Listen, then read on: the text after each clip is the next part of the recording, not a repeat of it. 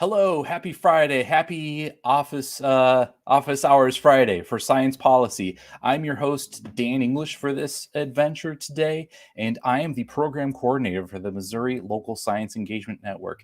You can, as always, you can sign up for the Missouri Local Science Engagement Network by clicking the.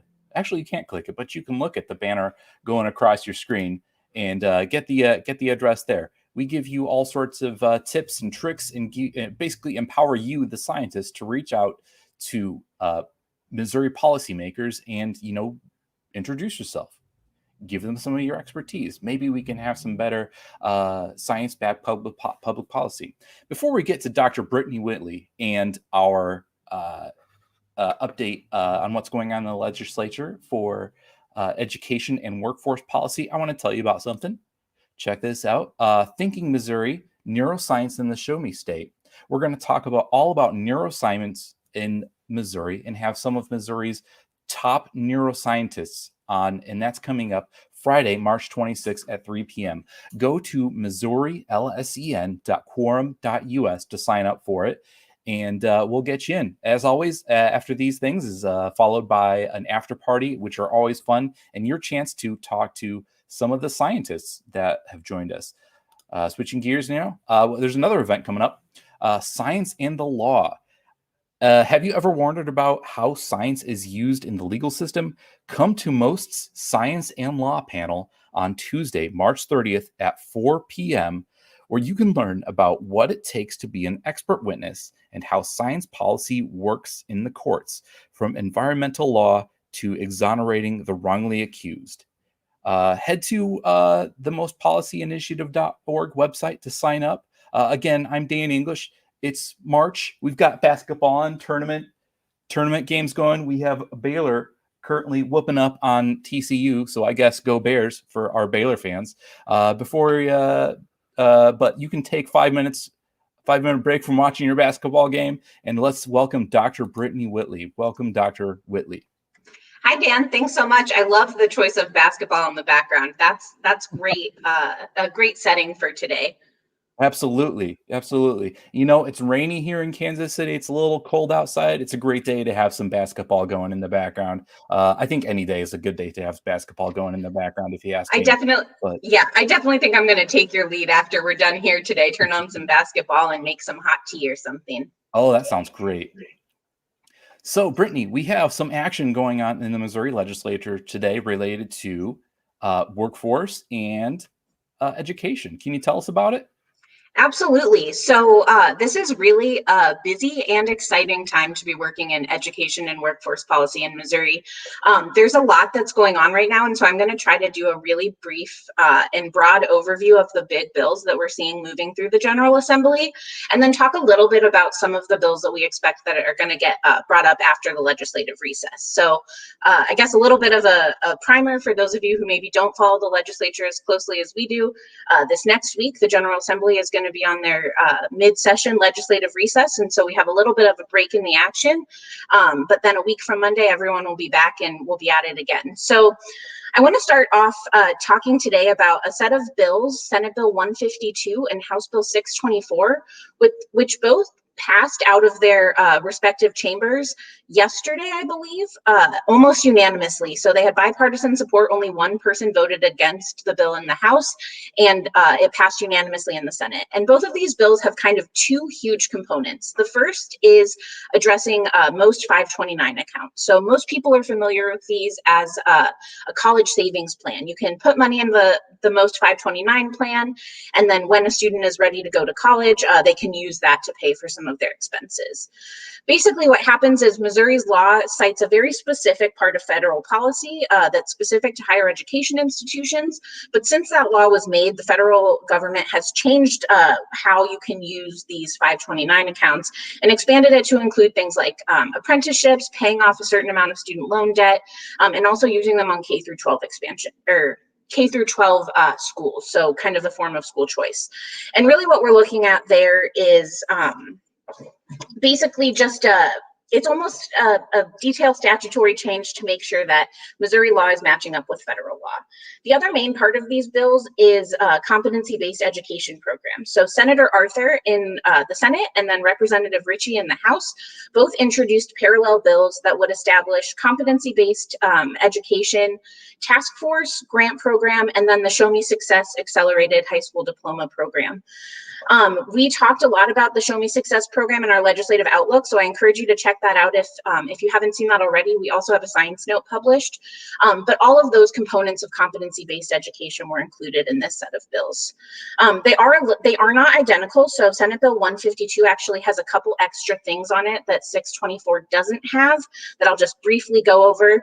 152 also includes a provision about gifted education. So basically right now, a district can make a gifted education program, but they don't have to. This would make it so that if there was more than 3% of the students within a school district or a charter school that were identified as gifted, the school would have to create a state-approved gifted program for those students. Another amendment to this bill was adding on Will's Law. This is from a piece of legislation by Senator Beck, which would require schools to work with parents to create individualized seizure plans for students that have epilepsy or other seizure disorders. And another one of our fellows, Dr. Josh Mueller, worked on a science note for the hearing on that bill. There's a couple other amendments that got added on. I will really zoom through. Annexation of school districts, Board of Governor adjustments for Missouri Western, changing the way that Montessori schools are licensed and accredited, and then also some clarifications about information that needs to be available on DESE's website. So that's kind of the main kind of first set of education bills really changing. most 529 accounts to match up with federal law, and this expanding competency-based education in Missouri. And again, those had really broad bipartisan support, as does this next bill that I'm going to talk about, which also passed with only one no vote against it, and that's House Bill 151. This is a bill that's sponsored by Representative Brenda Shields, and what it would do is basically provide incentives for Missouri school districts, especially really small school districts, to share superintendents. And basically the extra money that they would get for sharing superintendents would have to go towards paying either teacher salaries or towards counseling services. And so really trying to target those funds into the areas that are seen as kind of the most high impact. There were a couple other amendments that were added onto this bill as well. One amendment about childcare provisions for adult high schools. Right now in Missouri, adult high schools are required to provide on-site childcare. This law would make adult high schools the same as any secondary school in Missouri. And so they have to require childcare, but it doesn't necessarily have to be on-site. It also clarifies that if a student is taking a class online synchronous, meaning live, then that's considered a full-time in-person education, basically. And then the other thing that got added to these is education innovation waivers. I'm happy to talk more about this if someone is interested in the questions, but this is basically one component of another bill, House Bill 101, which is going to be heard right after recess. So I'm going to just pause right there. I have more to talk about, but I just kind of threw a ton at everyone, and so I want to kind of just take a break and see if anybody had any questions, or Dan, if you're thinking of anything, and then I can jump back into the second half. Yeah, it seems like there's a lot going on this month in the legislature as it compares to education policy. I just want to remind everybody, if you have questions, there's a comment section right down below the screen right here, whether we're watching on YouTube or Facebook. Put your question in the comment section down there. We'll get to it. We'll get to Dr. Whitley here back in a second, but more shameless self-promotion. Neuroscience in Missouri, come sign up. Come meet the neuroscientists working in Missouri and making all the big discoveries. That's Friday, March 26th at 3 p.m., followed by an after party, which are always very fun. Sign up at MissouriLSEN.quorum.us. There's also a MOST policy initiative event coming up. Science and the Law. Learn how science is used in the judicial system and what makes it to be an expert, what it takes to be an expert witness. That's March 30th at 4 p.m. You can sign up at mostpolicyinitiative.org. And Dr. Whitley, you mentioned science notes earlier, and I just want to remind everybody, if you're a scientist and you want to help out with science notes, sign up for Missouri LSEN at quorum.us. We'll get you hooked up with one of our PhD science nerds working in Jefferson City, and we'll help you out with that. Actually, we do have a comment here. Let's see. Yeah. Nancy Shu, Governor Parson is pulling all children's resources together and creating Office of Childhood and DESE. How does Parson's Office of Childhood might impact the legislative outlook in Missouri in the long run? Great question. Yeah, this is a fantastic question, and it's a nice little preview to one of the things I was going to talk about a little later, but let's talk about it now. And that's what we are seeing kind of three big early childhood education bills that are moving through the House right now, and all three of those have passed out of committee. And so I think that that's related to the Office of Childhood, where the governor, the Speaker of the House, and now the representatives who are in the House have all really indicated by both speeches and actions that early childhood education is something that they want to explore and figure out how to work. And so the Office of Childhood is something that we're expecting to maybe kind of help put all of those resources in the same place. I think our other fellow, Dr. Jill Barnes, also could probably speak a little bit more to that. But certainly where I'm seeing it intersect where I'm working in is House Bills 865, 973, and 1071 by Representative Shields, all relating to early childhood education, too, based on how we fund it, really trying to increase the amount of money towards these programs. And then the third, which would extend a quality assurance program we have in place right now, kind of as a pilot. And so again, really just reinforcing that there is an increasing kind of will and hope for early childhood education, and understanding that's a really important time also really nicely relates to we talk about child brain development, really related to the neuroscience roundtable that's coming up next week. So I just been in another plug for that. Gold star. Shameless But yes, thank you. self-promotion. Thank you. Yeah, thanks so much for that question. I think it's really important. There's certainly a lot, and I encourage you to check out the recording of Dr. Jill Barnes's office hours last week. She also talked a little bit about some of the issues that this office would likely cover as well. Absolutely. I'll take that down off the screen and remind everybody, if you do have a question, if you do have a comment, in the chat below. All right. If you see the thumbs up, give it a smack. We need the thumbs up. So if you're my friend and you're sitting there, make sure you give it the thumbs up, even if you don't like me. That's cool too. We have another question in from Dr. Eleni Bickle. What is one recent science note that you worked on that you may think may benefit the work that a legislator is doing on a bill? That is a great question, Eleni. I think that I've certainly worked on several science notes in this area. I'm going to talk about a couple other things later. I guess most recently, what we've seen is a lot of debate in the school choice space, both in private and public school choice. And so we've seen empowerment scholarship accounts be a really central point of debate. We have science notes that I wrote on that. And then also interdistrict open enrollment, so kind of a public school transfer program.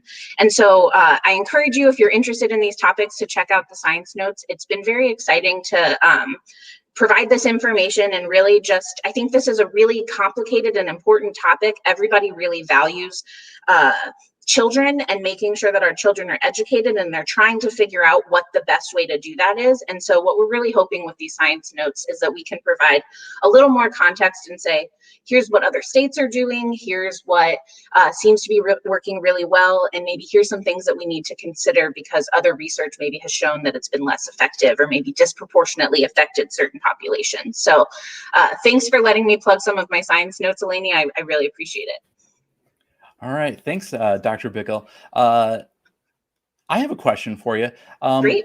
I want to talk about the 529 savings plans. A lot of people might not know what that is because maybe your kids are outside of college age, or maybe just haven't heard of it yet. That's a savings plan, right? How do parents save for their kids' college education with that? Absolutely. So this is something that Missouri, our plan is the most 529 plan. Like I mentioned before, there's kind of a federal IRS rule that is regulating this for the entire country. But basically, you can put money into these accounts. It's usually tax deductible up to a certain amount, and start saving for college. And so, and again, now it's not just saving for college. Parents can actually use that, put money in, and then use that to pay maybe to go to a private school. In the higher education expenses, really what we're thinking about is 4-year college, 2-year college, also apprenticeships program. And then I think one of the kind of biggest expansions of this program is that, let's say your parents put a bunch of money into your 529 account, it grows over time, you get time for college, and then you get a full ride scholarship. Then, well, maybe you don't need as much of that 529. Well, now the most 529 accounts are actually, if they line up with federal law, you could use them to pay down some of your student debt. And so that might be, if you had student debt in other areas, maybe room and board or something like that, really just kind of expanding the ways. But really, I think a big goal of these plans is to try to get people to think proactively about saving for school, to really address this really big student debt problem that we have in the country. Related to this, there's also a proposal for a child saving account that's really similar to the most 529. And basically, for every kid that was born in Missouri, Missouri would put, I can't remember how much, it's something around like $100, maybe $50, a small amount of money into this account, and kind of let that grow and use that as sort of a introductory door to kind of get them into maybe thinking about opening a most 529 to think about college. It's a great plan for parents to start thinking about. Just a reminder, we need your questions. We need your comments. Write them down below. More shameless self-promotion until you do.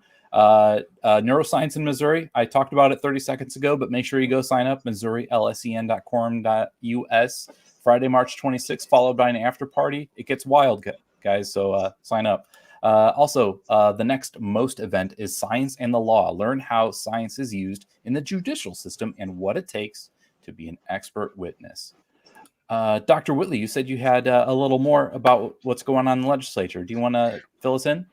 I do. So I started off with the things that have moved through and seem to be kind of moving really easily along because everyone seems to be in agreement that they're really good plans. Now I want to spend some time talking about things we're going to come back to after break and some existing points of debate and things we expect might change a little bit.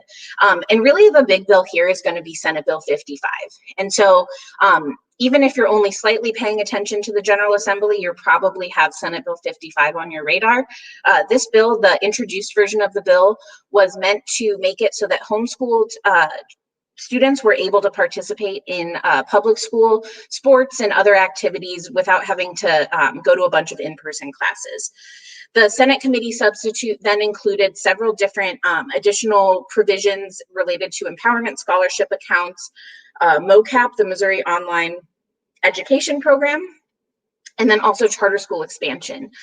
Then when the bill moved to the Senate, there's now been 2 Senate substitutes that have been introduced and amended, and they're working through. And so I just want to briefly go over what is in the current bill as it stands. Again, pointing out that this is subject to change. I do expect that some of this will change before it's perfected and then voted on probably after the break.